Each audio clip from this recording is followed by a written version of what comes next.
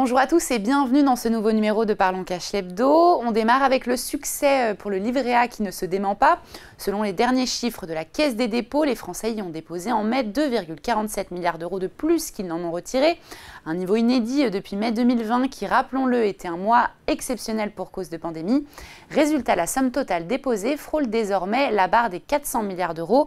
Depuis le début de l'année, les livrets A ont ainsi été gonflés de 24,5 milliards d'euros, ce qui n'est pas une surprise puisque l'attrait pour le livret A a été boosté grâce à son taux qui est passé de 2 à 3% en février.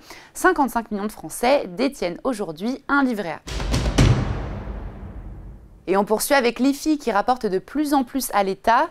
Et oui, les montants collectés mais aussi le nombre de déclarations fiscales sont tous deux en hausse, et ce en raison de la hausse constante des prix de l'immobilier depuis plusieurs années et donc de l'enrichissement des propriétaires. Résultat, selon la Direction générale des finances publiques, l'impôt sur la fortune immobilière a rapporté 2,35 milliards d'euros en 2022 avec près de 164 000 déclarations enregistrées. Des recettes qui ont augmenté de 250 millions d'euros par rapport à 2021 et de 337 millions par rapport à 2020.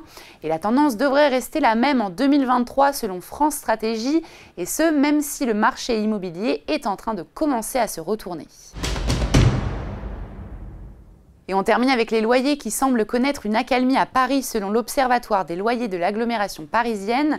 Les loyers des logements non meublés du parc locatif privé ont augmenté mais de manière modérée en 2022 de 1,8% contre 0,8% en 2021, ce qui reste en dessous de l'indice de référence des loyers, l'IRL.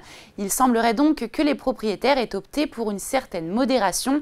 Rappelons que la loi sur le pouvoir d'achat du 16 août 2022 a plafonné la variation de l'IRL à 3,5% entre juillet 2022 et juin 2023 afin de contrer la forte inflation.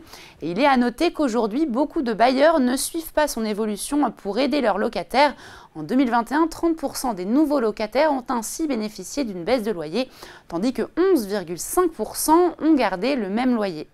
Voilà, Parlons Cash l'Hebdo, c'est fini. On se retrouve la semaine prochaine sur Boursorama.